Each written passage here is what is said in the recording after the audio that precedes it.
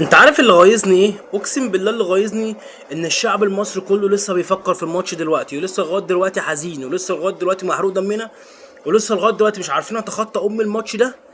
ويطلع لك شويه لعيبه ومدرب عمالين يطلعوا في لا اله الا الله وعمالين يتكلموا، وكل ما حد يسالهم يا جماعه انت خسرت ليه؟ يقول لك عشان الحكم عشان الحكم. لدرجه ان سيف زاهر بيكلم حسام حسن وبيقول له يا كابتن حسام انت ليه ما غيرتش تبديلات دفاعيه، تبديلات هجوميه بتبديلات دفاعيه، ونزلت حسام عبد المجيد وما اعرفش ايه؟ قام سايب رد للسؤال ده، وقام قايل له اصل الحكم ما كانش فير معانا. يا باشا حكم ايه ده؟ هم 10 دقايق مش عارف تتماسك فيهم لحد ما تجيب لنا الماتش التاريخي.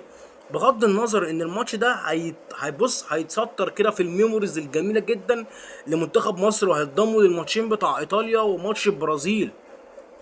فانت بتتكلم في خلاص ان الماتش ده خلاص اعتمدناه كده، ختم النسر ان الماتش ده تاريخي.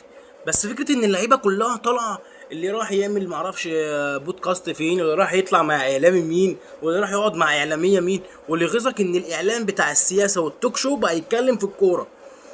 ادعم المنتخب واعمل كل حاجه، لكن انت بتتكلم في تكنيك، وبتتكلم مع لعيبه، وبتتكلم مع مدربين، وبتشرح وما اعرفش ايه. واللي يغيظك اكتر ان كلنا كارهين ميسي الارجنتين، واللعيبه كلها بتشكر في ميسي.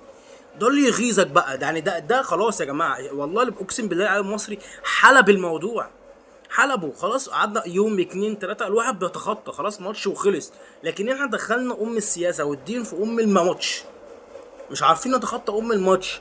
يمكن الشعب المصري كله مش عارف يتخطاه، واللعيبه اللي راح مارينا، واللي راح الساحل، واللي معرفش خد فلوس فين، واللي هيجدد مع ناديه، واللي معرفش هيطلع اعاره فين، ولا جاله عرض من انجلترا، ولا معرفش جاله من اوروبا ومنين. وكل واحد نسي الا الشعب المصري لسه قافش في الحوار. يعني انا مستغرب يا جماعه، واقسم بالله خلاص بقى، خلاص بقى ان الواحد تعب. فكروا في حاجه تانية، خلينا نتعلم من الغلط اللي احنا قابلناه. حتى يا عم لو احنا بص كان لينا 3 ضربات جزاء واتظلمنا تحكيميا فخلاص الماتش خلص، ابدا بقى سطر، ابدا بقى ادي دافع للعيبه، للشباب اللي جايه، ابني جيل جديد مع المنتخب بقى. ايا كان بقى ان خلاص خلاص كابتن حسام حسن مكمل الكاس عالم 2030، ابني جيل جديد وفكر بقى. لكن انا مش هفضل طول عمري بقى اقعد اتكلم اصل ميسي ما اعرفش ظلمنا، هو عمال ميسي.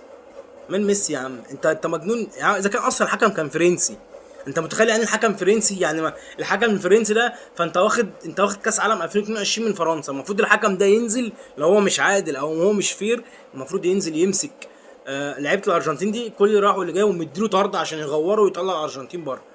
ده اللي انا شايفه، ده اللي انا شايفه. فخلاص يا جماعه اللعيبه في، يعني في لعيبه جدا